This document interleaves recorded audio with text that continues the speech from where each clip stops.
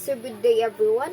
We are the group 8. So we are going to talk about the mental self. And first things first, may I introduce these three teenagers or like talk about the situations of these three teenagers for you to for me to be able to give insights about what we are going to talk about today. This one hair was out of place and every person in here was looking at me.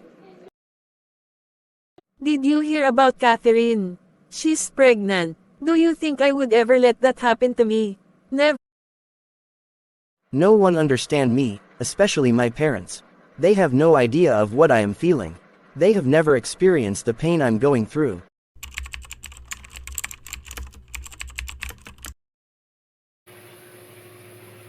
So let's break it down. Think of your mind like a busy factory where thoughts are made. On the surface, it's like a thinking machine figuring out day-to-day stuff with logic and reason. This is where goals and plans come from, like deciding what you want to achieve. Now, deeper down, there is a part that holds your beliefs and values. Beliefs are like strong ideas you think are true, and values are things you feel are really important. These deep thoughts are like the factory's guiding principles formed when you were younger. Imagine your energy flowing from a higher spiritual level into this mental factory. If your mind is doing all the work without connecting to the spiritual side, it's like a machine running too fast. So this happens a lot in our fast-paced world, where we're always thinking and doing nothing and always thinking and doing but might feel a bit disconnected. So being aware of this mental side is super important. It's like making sure all parts of the factory are working together. Your thoughts, emotions, body, and spirit. When they team up, you can make wiser choices and have a more complete, balanced life experience. It's like having a well-functioning machine that creates good things not just for you, but for everyone around you. So let's move on to the brain structure. So brain is the organ in our bodies that most directly controls our thoughts, emotions, and motivations. And people usually think of the brain as being at the top of the body's hierarchy as the boss, with various corresponding other organs responding to it. Like any good boss, however, it listens to and is influenced by its subordinates, the other organs of the body. Thus, the brain is reactive as well as directive. So why is brain reactive as well as directive? The reactive system is quick, impulsive, and intuitive. It is also relying on emotions, habits to provide cues for what to do next. And brain is being directive because it controls everything. Just like for example, in taping, in movies, or even in teleseries, they have this what you call directors, and she or he is the one to control the scene because she or he has the power, just like our brain as being directive. So, what have the scientists discovered about the human brain? So, they discovered that the human brain has three major regions, and what are those? So, the first is the forebrain. So, the forebrain is the region of the brain located towards the top and front of the brain. It comprises the cerebral cortex, the basal ganglia, the limbic system, the thalamus, and the hypothalamus. So the three major regions of the brain is the forebrain cerebral cortex. It plays a vital role in our thinking and our mental processes. So it is the other layer of the cerebral hemispheres. The next is the basal ganglia, are collections of neurons crucial to motor function. And our basal ganglia is involved in our coordination of movement as well as executive functions and behaviors and emotions. And the limbic system. So, The limbic system is important to our emotions, memory, and to learning. And our limbic system helps us to adopt our behaviors flexibly in response to our changing environment. Next is the thalamus, relays incoming sensory information through groups of neurons that project to the appropriate region of cortex. And the last is the hypothalamus. So, hypothalamus, it regulates behavior related to species and to survival. So next is the midbrain. So the midbrain helps to control eye movement coordination. The midbrain is more important in non-mammals where it is the main source of control for visual and auditory information. So midbrain as a relay system transmitting information, and it is necessary for vision and hearing as well. So let's move on to the hindbrain. So the hindbrain comprises the medulla oblongata, the pons, and the cerebellum. So the medulla oblongata controls heart activity and largely controls breathing, swallowing, and even digestion. And in pons naman, it serves as a kind of relay station because it contains neural fibers that pass signals from one part of the brain to another, while the cerebellum controls bodily coordination such as balance and muscle tone, as well as some aspects of memory and involving procedure related to movements.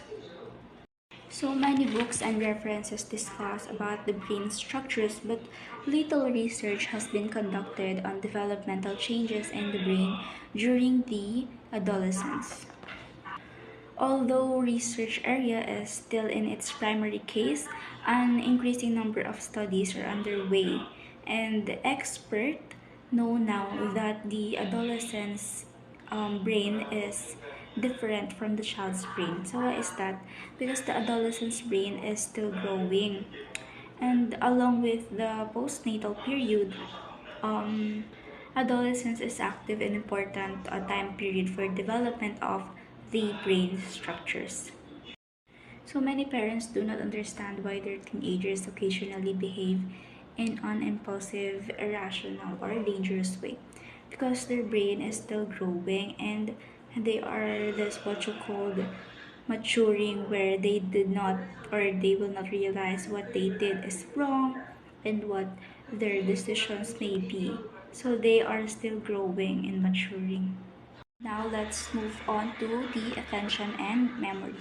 So attention and memory is the concentration and focusing of mental effort. Attention is both selective and shifting.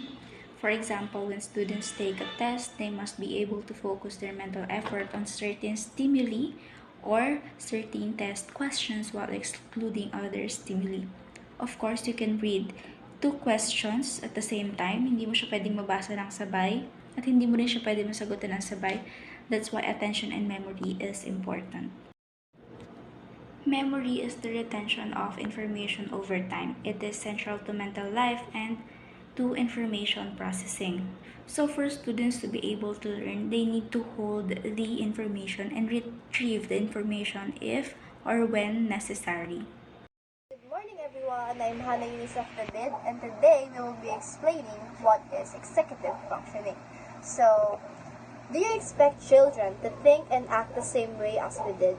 Sometimes we start to observe children and we often see that they are disorganized and having a hard time on focusing on one thing and another. And we start to ask ourselves, what's up with them not remembering any instruction that we just gave them?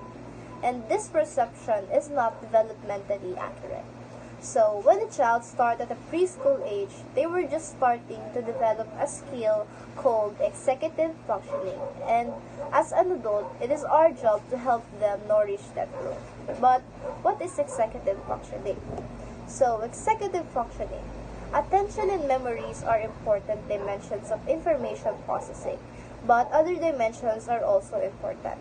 An adolescents attend to information to engage in a number of high-order cognitive activities such as making decisions, reasoning, critical thinking, thinking creatively, and metacognition.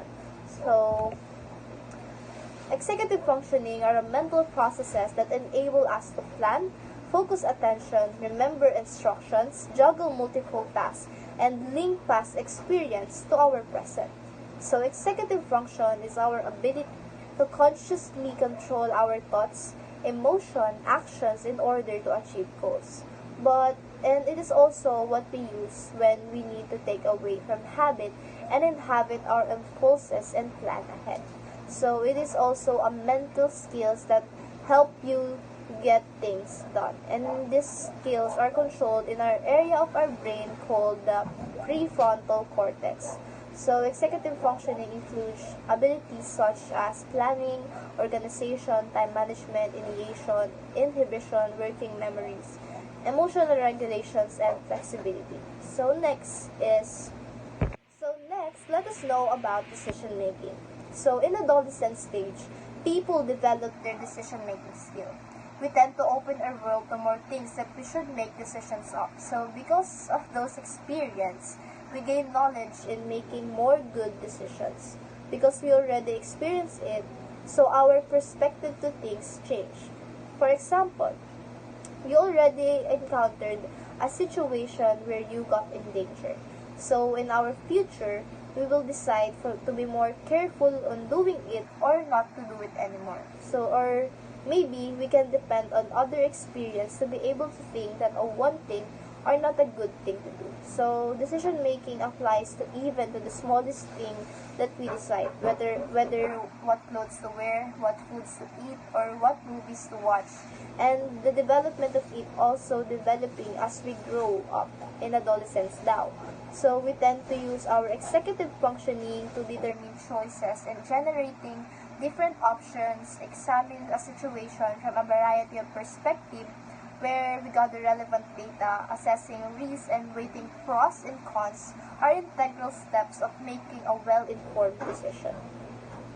So let's proceed into knowing what is reasoning. So have you watched a trailer of a movie in your whole life where watching it makes you think that the entire movie is a good movie to watch?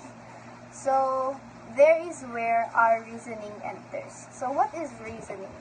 So reasoning is a logical thinking that uses induction and deduction to reach conclusion. So inductive reasoning involves reasoning from a specific to the general.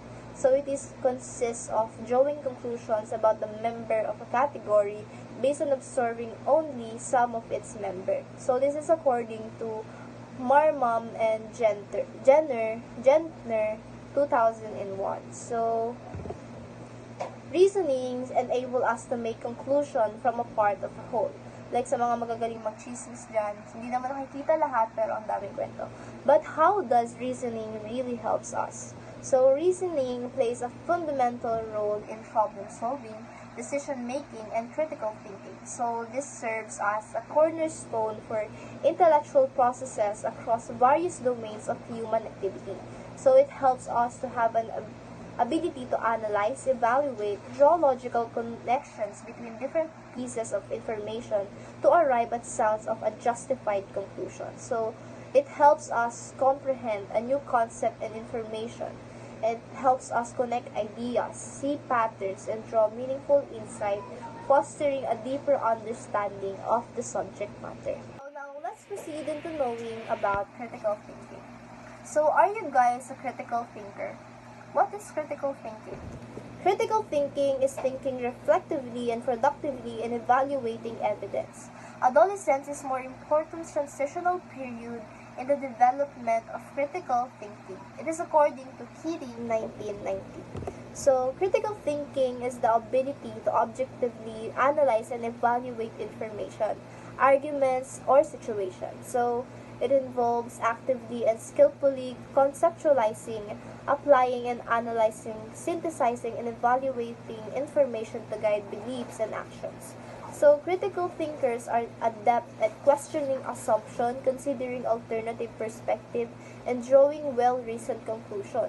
So, this skill is a fundamental problem-solving, decision-making, and information-informed opinions across various domains of life. So, cultivating critical thinking skills is essential in various aspects of life, including academics, professionals, environments, and everyday decision making, because it enables us to individualize, to approach problems and challenges with thoughtful and informed mindset. But among the cognitive changes that allows improved critical thinking during this period are the following. Number one, it increased speed, optimicity, and capacity for information processing, which frees cognitive resources for other purposes. So, if information processing is low, it can impede the ability to analyze and evaluate information in timely manner. So, improving the speed of information processes allows individuals to make decisions more efficiently, especially in a situation where quick judgments are necessary. And increasing the capacity for information processes can enable individuals to handle multiple streams of information more effectively. So, this is particularly important in today's fast-paced and information-rich environment where individuals may need to manage process a variety of information simultaneously. Next is having a breadth of content knowledge across various domains that can significantly enhance one's ability to engage in critical thinking by facilitating the constructions of new combinations of knowledge. So, knowledge in different domains provides a diverse set of perspective and approaches to problem solving. So, critical thinking often involves synthesizing information from various sources and discipline to arrive a well-informed conclusion. So, a person with a broader knowledge can draw connections between seemingly unrelated concepts. So, this can foster creativity and innovation. So, critical thinkers often requires holistic understanding and of more complex issues. A person with knowledge across various domains is better equipped to grasp interconnectedness of different elements and consider a broader implications of decision.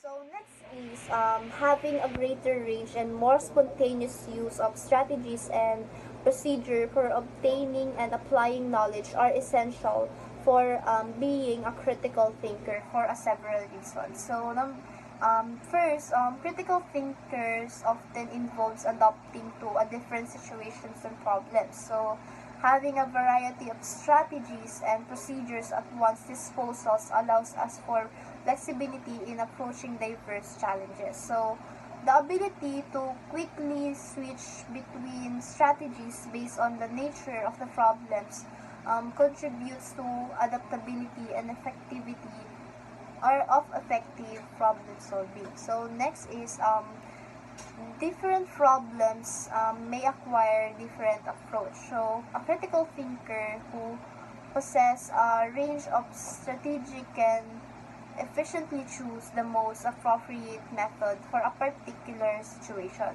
So, this efficiency is crucial. So, especially when we face with time constraint or complex issues that benefit from a target and effective solution. So next is a diverse set of strategies encourages creative thinking. Critical thinkers can combine and adopt strategies in a novel ways to generate innovative solutions. So the ability to think outside conventional approaches is a hallmark of effective critical thinking. Creative thinking is a cognitive process characterized by the generations of novel innovative ideas, solutions, or insights. So it involves thinking beyond conventional norms, making connections between seemingly unrelated concepts, and approaching problems in original ways. So creative thinkers is not limited to artistic endeavors. So it is a valuable skill in various aspects of life, including problem solving, decision making, and personal development. So here is how being a creative thinker helps us. So being a creative thinkers are open to new ideas and perspectives. So they embrace ambiguity and they are willing to explore unconventional solutions. So as an open-minded it allows us for consideration for a diverse viewpoints and the incorporations of different influence into the thinking process. So it also applies to our curiosity. So creative thinking is often fueled by curiosity. So curiosity in the next is let me give you a strategies to accomplish the goal of being a creative thinker. So number one is have adolescents engage in brainstorming activities and come up with many ideas as possible. And this technique encourage them to come up with creative ideas in a group, play off each other's ideas, and play practically whenever comes to their mind. So for example, in our school, we are able to come up with many ideas as possible. So having more ideas and adding up ideas from different people can create more better ideas. So in brainstorming, we open ourselves to more possible ideas that we can do to improve our work. So we must brainstorm. So next is introduce adolescents to environment that can stimulate creativity. So some settings nourish creativity as well as adults encourage creativity by taking them to locations where creativity is being valued. So in an environment that values creativity, individuals feels encouraged to express innovative ideas. So take creative risks and collaborate with others, fostering a culture that nurtures and enhances creative thinking. So if we are in a place where creativity is being valued, we are able to collaborate with others, and we were also able to express ourselves or our being creative, and we will have many ideas to change our perspective and develop our own being or our own creative ways. So we can learn from them and they can learn from us, and we can collaborate ideas to have more better ideas and more creative ideas. So next is don't over control. So letting them select their interests and supporting their inclinations are less likely to destroy their natural curiosity than dictating which activity they should engage. So we are really open to this as we are adolescents, that some of our parents are controlling what path we will take or what professions we will go, and so some of us really enjoys things that we love. So when we love what we are doing, we really excel to that thing. So this is a really good advice to our parents, that let your child do what they do what they want, and stop forcing them or forcing adolescents, because this can lead to less successful way of learning. So next is encourage internal motivation. Creative adolescents' motivation is that satisfaction generated by the work itself. Competition for prizes and formal evaluation of their often undermine intrinsic motivation and creativity. So encouraging internal motivation promotes a sense of autonomy and personal interest, so leading to more intrinsic and sustainable engagement with creative thinking. When individuals are internally motivated, so they are driven by their own curiosity, passion, and desires for master. So fostering a mind that supports exploration, experimentation, and generations of innovative ideas. So this is connected to the first one, which don't over control. So they let them do their own passions and curiosity, and let them take their wrong, let them make mistakes and learn from it. Next, let's know about metacognition. So metacognition refers to the awareness and understanding of one's own thoughts process, so including the ability to reflect and regulate one's thinking. So it involves thinking about one's thinking. So being aware of how you learn, solve problems, make decisions, and understanding information. So metacognition plays a crucial role in aspect of learnings and cognitive development. So it also plays a significant role in various academics and real-world contexts. So here are some components of metacognition. So number one is self-awareness. So metacognition begins with self-awareness. It involves recognition and understanding your own cognitive processes, strengths, and weaknesses. So self-awareness individuals are better equipped to adopt their learning strategies to suit specific tasks. So next is monitoring. Metacognition or monitoring involves keeping track of your cognitive processes while engaged in a task. So this includes paying attention to how you understand information, identifying areas, confusions, and being aware of process towards a goal. And after completing a task or solving problem, metacognitions involve evaluating your performance. This evaluation includes assessing and effectiveness of your strategy. So, recognizing areas for improvements and identifying what worked well. Now, let's proceed into knowing what is self-regulating learning. So, self-regulated learning refers to process by which individuals take control to their own learning. So, setting goals, monitoring their process, and adjusting their strategies to achieve those goals. So, it involves metacognitive, motivational, and behavioral aspects. So, allowing learners to actively participate and manage their learning experience. So, here are some components of self-regulated